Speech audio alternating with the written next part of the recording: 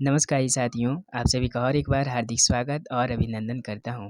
अभी हम बात करने वाले हैं पल्लवन की कि पल्लवन के लिए क्या आता है और पल्लवन कैसे लिखा जाता है। तो पल्लवन करने के लिए कहावतें ही दिए जाते हैं दो और उसमें से हमें करना पड़ता है। तो ये जितने भी कहावतें हैं इसी से ही पल्लवन करने के लिए आएगा दोस्तों। मैं भी इसी से पढ़ा था और हमारे समय में आया था। देखिए, अधजल गगरी छलकत जाए, अर्थात ओछा आदमी बहुत इतराता है। अध जल गगरी छलकत जाए, ओछा आदमी बहुत इतराता है। सच में। तो इसको मैं अच्छे से व्याख्या कर दूंगा। पहले हम बात कर लेते हैं ये सभी कौन कौन सा कहावतें हैं और इसी तरह आपको दिया जाएगा कि अंधा क्या चाहे दो आंखें, मनचाही वस्तु का बिना प्रयत्न से मिल जाना। अर्थात पल्लवन करते समय हमें अन्य पुरुष में करना चाहिए। यहाँ पे हम किसी का नाम नहीं लिख सकते हैं। तो अन्य पुरुष में करने से ही पल्लवन ज़्यादा प्रभावी होता है। अंधों में काना राजा, गुणहीन लोगों में अल्प गुण वाले का आदर होना। अधजल गगरी छलकत जाए, ओछा आदमी बहुत इतराता है। हमारे समय यही आया था और मैं यही भी लिखा था। अधजल गगरी यानी उस घड़ा में जल आधा है लेकिन इस तरह छलकता है जैसे लगता है वो गगरी वो घड़ा पानी से जल से भरा हुआ है। ठीक उसी प्रकार ओछा आदमी भी बहुत इतराता है, यानी जिस व्यक्ति में कम ज्ञान, कम गुण, कम बल होता है फिर भी वो अपने आप को इस तरह से प्रशंसा करने की कोशिश करता है जैसे वो सच में ज्ञानी है, सच में गुणवान है, सच में बलशाली है। तो इसीलिए कहा जाता है कि ओछा आदमी बहुत इतराता है। अतः इस सच में कहा गया है कि अधजल गगरी छलकता है। तो इस तरह से लिखा जाता है दोस्तों। अब पछताए होत क्या जब चिड़िया चुग गई खेत, अवसर बीत जाने पर अफसोस करना व्यर्थ है। सही बात है कि जब हमारे पास समय रहता है तभी हमें मेहनत कर लेना चाहिए। अवसर चले जाने पर पछताने के अलावा हमें कुछ नहीं मिलता। अपनी गली में कुत्ता भी शेर है, अपने क्षेत्र में निर्बल भी शक्ति प्रदर्शन करता है। आगे कुआं पीछे खाई, अर्थात दोनों ओर विपत्ति, दोनों ओर संकट, दोनों ओर मुसीबत। उल्टा चोर कोतवाल को डांटे, अपना दोष स्वीकार ना करना और पूछने वाले को ही दोषी ठहराना। ये तो होता ही है। ऊंची दुकान फीका पकवान, अर्थात केवल बाहरी दिखावा लेकिन अंदर सिर्फ और सिर्फ ढोंग ही रहता है। दुकान ऊंची है लेकिन पकवान फीका है, अर्थात अंदर में कुछ नहीं लेकिन बाहरी दिखावा। ऊंची दुकान फीका पकवान, अर्थात केवल बाहरी दिखावा करना। एक पंथ दो काज, यानी एक ही साधन से दो दो काम हो जाना। काला अक्षर भैंस बराबर, अनपढ़ आदमी चोर चोर मसूरे भाई। एक प्रकार के स्वभाव वाले जल्द ही मिल जाते हैं। जल में रहकर मगर से वैर करना, किसी के अधीन रहकर दुश्मनी नहीं करनी चाहिए।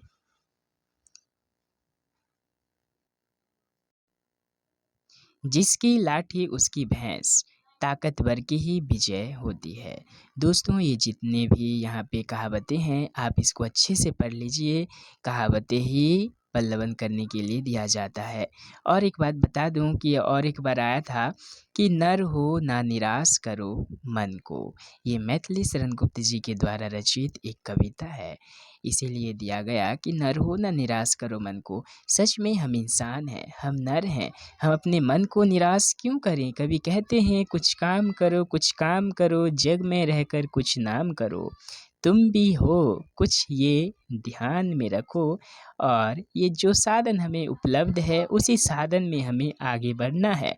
इसीलिए तुम नर हो न निराश करो मन को। डूबते को तिनका का सहारा, असहाय को थोड़ा सा सहारा भी बहुत होता है। सही बात है। दूर के ढोल सुहावने, दूर की वस्तु अच्छी लगती है। बात सही है। जब हम संघर्ष करते हैं, जब हम मेहनत करते हैं तो किसी को भी दिखाई नहीं देता है। जब हम सफलता के शिखर पर पहुंच जाते हैं तब वो ढोल कितना सुहावना लगता है, वो सफलता कितना आसान सा लगता है, लेकिन किसी को वो पता नहीं कि हमने कितना संघर्ष किया था। धोबी का कुत्ता न घर का न घाट का, कहीं का ना रहना, सभी में असफल हो जाना। नाच न जाने आंगन टेढ़ा, ये भी आया हुआ था दोस्तों। नाच न जाने आंगन टेढ़ा अर्थात काम में खुद अयोग्य होना पर दूसरे पर दोष लगाना। पर उपदेश कुशल बहु तेरे, पर उपदेश दूसरों को उपदेश देना आसान है, सही बात है। लेकिन और एक बात है कि हम दूसरों को उपदेश तभी दे सकते हैं जब हम स्वयं उस चीज़ को हासिल कर लिए होते हैं, तब उपदेश देना सार्थक माना जाता है। लेकिन हम सिर्फ और सिर्फ उपदेश ही देंगे तो उपदेश कुशल के लिए काम नहीं होगा। यानी दूसरों को उपदेश देना बहुत ही आसान हो जाता है। बंदर क्या जाने अदरक का स्वाद। देखिए यही कहावतें, यही हमारी परीक्षा में, यानी हमारी परीक्षा में एक अधजल गगरी छलकत जाए और बंदर क्या जाने अदरक का स्वाद, ये दो आया था। तो इसमें दोनों है, मैं दोनों पढ़ के गया था, दोनों आ चुका, तो मैं कंफ्यूज हो गया था कि मुझे क्या करना है। अयोग्य व्यक्ति अच्छी वस्तु का महत्व समझ नहीं सकता है। ये सही बात है कि बंदर क्या जानेगा अदरक का स्वाद, क्योंकि वो स्वयं ही अयोग्य है, वो अच्छी वस्तु का महत्व नहीं समझ सकता। बिल्ली के भागों छींका टूटा, संयोग से परिस्थिति अनुकूल होना। मन के हारे हार है, मन के जीते जीत। मन की दृढ़ता या दुर्बलता पर सब कुछ निर्भर है। ये बहुत ही अच्छा लाइन है, क्योंकि अगर हम मन से अगर जीत लिए तो हम पूरा विश्व को जीत लेंगे, अगर मन से हार गए तो हम पूरा ही हार जाएंगे। अर्थात मन की दुर्बलता या मन की दृढ़ता पर ही निर्भर है। हम अपने आत्मविश्वास को अगर परीक्षा की अंतिम क्षण तक बनाए रखें तो परीक्षा अवश्य ही अच्छी ही जाएगी। अगर मन की दुर्बलता बनाए रखें तो परीक्षा में कुछ कमी आ जाएगी। इसीलिए दृढ़ता या दुर्बलता पर ही सब कुछ निर्भर है।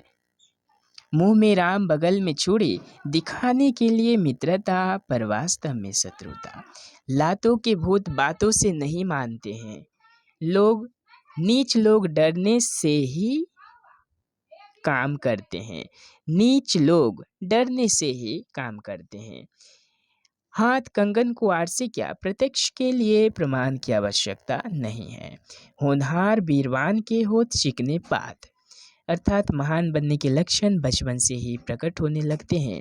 ये बहुत बच्चों में भी दिखाई देता है कि जो बच्चे प्रतिभाशाली होते हैं, जो बच्चे होनहार होते हैं, उनके बचपन से ही महान लक्षण दिखाई देने लगता है। इसीलिए कहा गया है कि होनहार बीरवान के होत चिकने पात। तो ये जितने भी कहावतें हैं दोस्तों, इसको अच्छे से आप पढ़ लीजिएगा और इसी से ही पल्लवन करने आएगा। आप अच्छे से कर पाएंगे, मुझे विश्वास है। आप सभी को परीक्षा की ढेर सारी शुभकामनाएं और अपने आत्म बल को और आत्मविश्वास को परीक्षा के अंत तक बनाए रखिएगा। बहुत बहुत धन्यवाद और शुक्रिया।